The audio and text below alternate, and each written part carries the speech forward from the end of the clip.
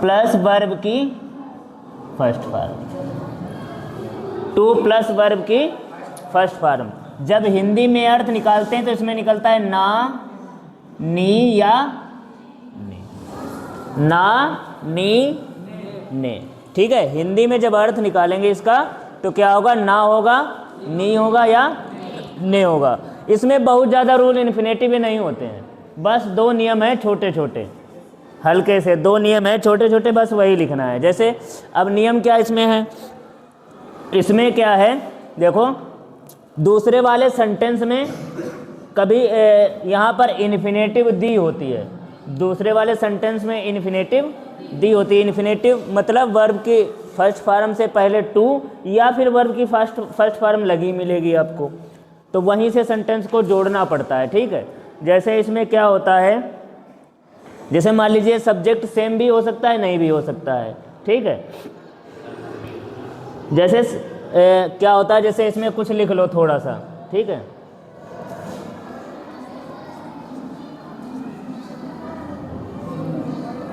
नियम नंबर पहला है,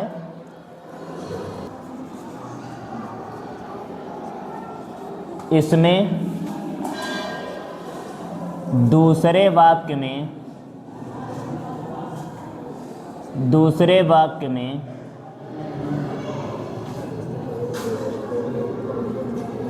इन्फिनेटिव वर्ब प्रायः पहले ही, बातें ना करो, पहले ही दी होती है।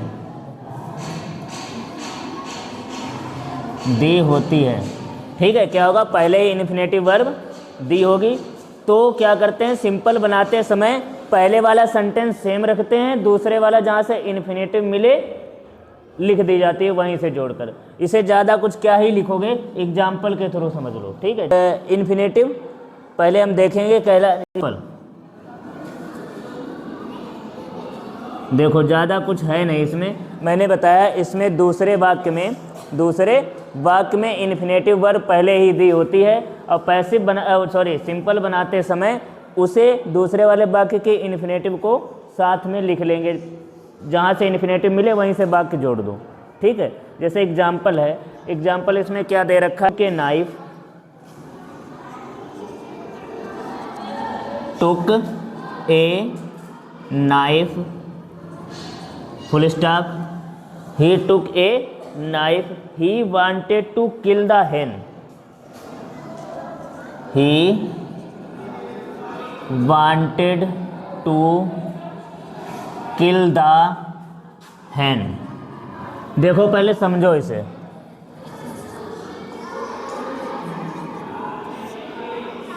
समझो कैसे बनाएंगे इसे। देखो मैंने बताया है दो सेंटेंस है, एक यहाँ तक ये वाला सेंटेंस है, एक यहाँ से यहाँ तक सेंटेंस है। कर्ता प्रायः इसमें भी एक ही जैसा होगा। अब देखो मैंने बताया दूसरे वाले सेंटेंस में इन्फिनेटिव दी होती है। इन्फिनेटिव क्या है, टू की first form, two plus verb की फर्स्ट फॉर्म। यहाँ पे कहीं है टू प्लस वर्ब की फर्स्ट फॉर्म है, टू प्लस वर्ब की फर्स्ट फॉर्म। ये वांटेड दिया हो, यहाँ पे लाइक्ड दिया हो, वो हटा देते हैं। ठीक है, जैसे कैसे बनाएंगे इसे, ही टुक ए नाइफ, सिर्फ टू से क्रिया जहां से है वहां से जोड़ दो, किल द hen। और देखो यहाँ पर जो इन्फिनेटिव होती हैं दो प्रकार की होती हैं, एक सिंपल इन्फिनेटिव, एक होती है जेरेंडिकल इन्फिनेटिव। चाहे लिख लो एक बार यहाँ पे, इन्फिनेटिव कितनी प्रकार की होंगी, एक बार ध्यान दे लो। इन्फिनेटिव दो प्रकार की होंगी, पहला होगा सिंपल इन्फिनेटिव। क्या होगा, सिंपल इन्फिनेटिव, पहला होगा हमारा सिंपल इन्फिनेटिव। ठीक है,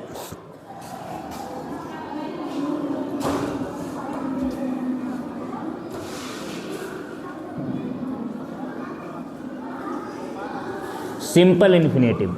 दूसरा हमारा क्या होता है, दूसरा होता है हमारा जेरेंडियल infinitive.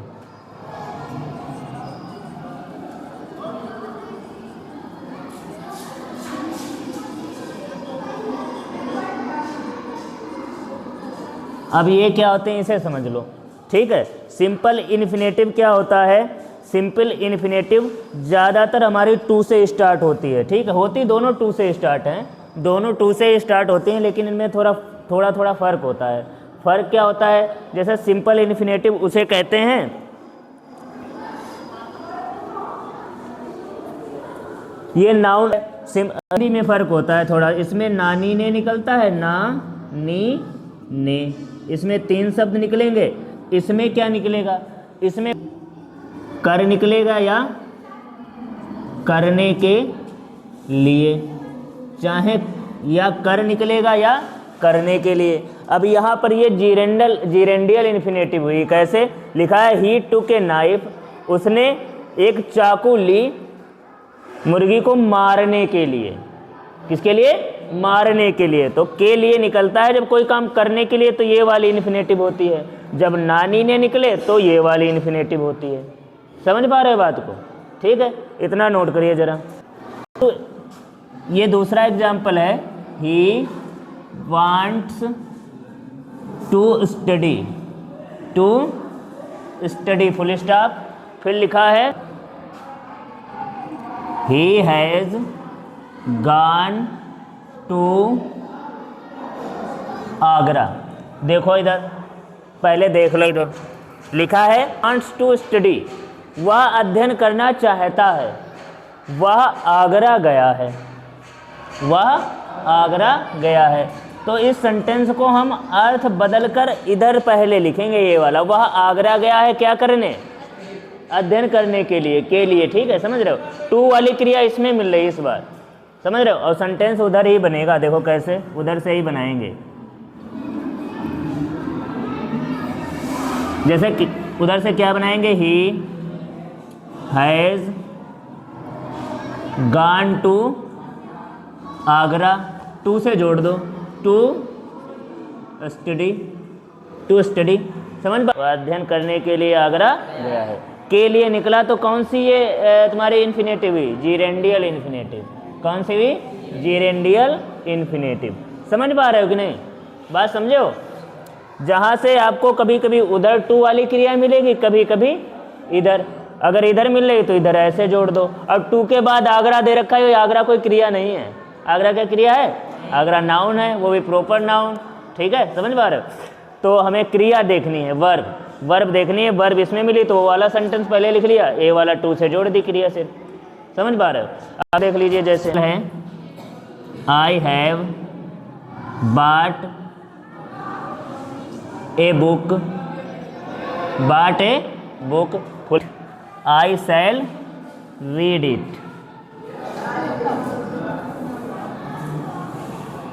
I shall read it. देख लो, क्या इधर कहीं पे क्रिया में क्रिया से पहले टू लगा है? किसी में नहीं लगा है, लेकिन क्रिया तो है एक। इसे हम किससे जोड़ देंगे? टू से। जैसे मैंने एक किताब खरीदी है, रीड इट मतलब पढ़ने के लिए। किसके लिए? पढ़ने के लिए। तो कैसे बना देंगे? सिंपल, देखो, I have bought a book to read, बस खत्म। इट हट जाएगा। क्यों हट जाएगा? क्योंकि बुक दे रखी, बुक के लिए ही इट आया है।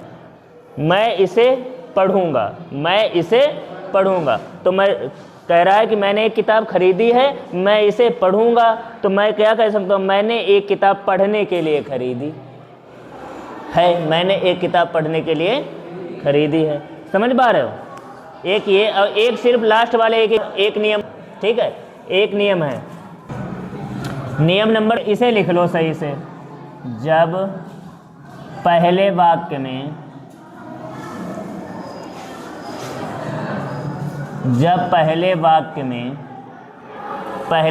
में इज, एम, आर, वाज, वर के बाद क्या दिया हो? बेरी दिया हो, बेरी दिया हो। क्या दिया हो? बेरी दिया। दूसरे वाक्य में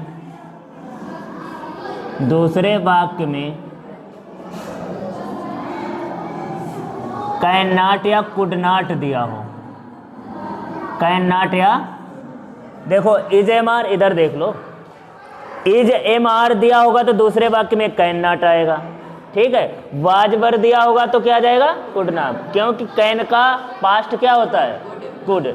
ऐसे इज एम आर का पास्ट क्या होता है, वाज वर, ठीक है। दिया हो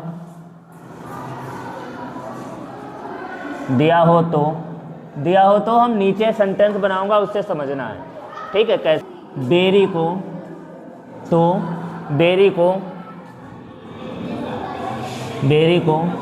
TOO में बदल देते हैं, किसमें, टू में बदलते हैं, ठीक है। किस में बदल देते हैं, टू में।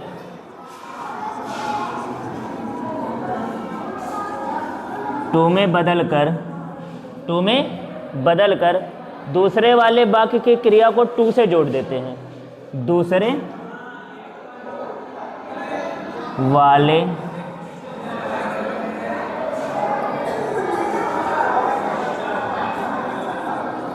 वाक्य की क्रिया को टू से जोड़ दिया जाता है, ठीक है। वहाँ पे टू ही है, टू TOO नहीं है, ठीक है। जैसे एक एग्जाम्पल समझिएगा, इसे सही से ध्यान से, ठीक है। एग्जाम्पल नंबर फर्स्ट है, एग्जाम्पल आपका है इसमें, he is very weak, sentence लिखा है he is very weak, full stop, he can not walk, WALK walk properly,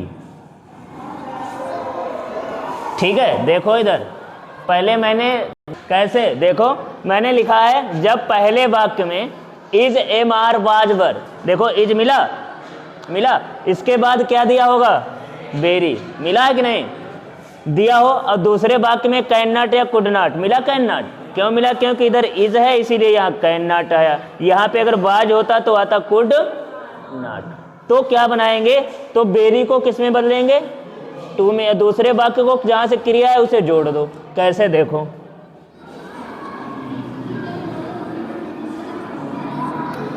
he is, इसको बेरी को TOO में, ठीक है।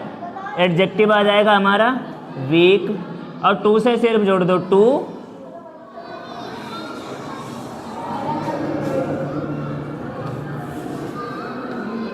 एक बात है, कैन नॉट इसको हटा देते हैं, रिमूव कर देते हैं, चाहे कैन नॉट हो चाहे कुड नॉट हो, वो हटा दिया जाएगा।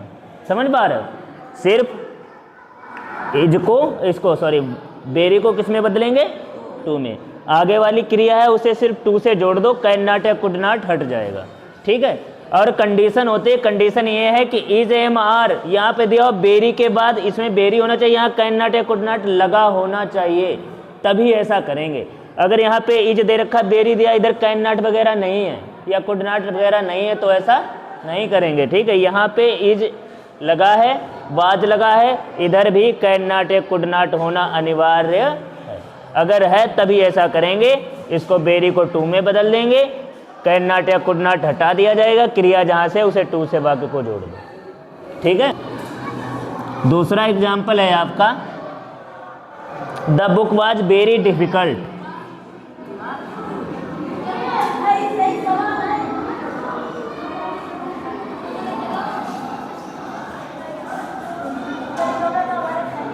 The book was very difficult, full stop, लिखा है सी कुड नॉट अंडरस्टैंड, देखो full stop, she could not understand. देखो इसमें थोड़ा आपको फर्क लगेगा वाक्य में। अच्छा बताओ कुछ फर्क है, यहाँ तो सब्जेक्ट सेम ही सेम है, लेकिन यहाँ क्या सेम है सब्जेक्ट, यहाँ बुक आया है, यहाँ पे आ गया सी, आया कुछ तो यहाँ पे अब ये कंडीशन है, वाज अगर आया तो यहाँ पे कुड नॉट आएगा, ये तो निश्चित है। इज आया है तो यहाँ पर कैन नॉट आया है, लेकिन वाज आया है तो कुड नॉट है। अब एक चीज़ और हमें ध्यान देनी है, यहाँ पर सब्जेक्ट जब सेम हो तो उसे फार से ऑब्जेक्ट बना दिया जाता है, फार से ऑब्जेक्ट बना दिया जाएगा, क्रिया टू से जोड़ दी जाएगी। देखो कितना सिंपल है, सिंपल है तो सेंटेंस भी सिंपल ही है, ठीक है। कैसे देखो, द बुक वाज, ये क्या हो जाएगा टू, ये क्या हो जाएगा डिफिकल्ट, ठीक है। इसको हम फार से ऑब्जेक्ट बना देंगे, फार हर, क्या बन जाएगा फार हर, टू से जोड़ दो आगे,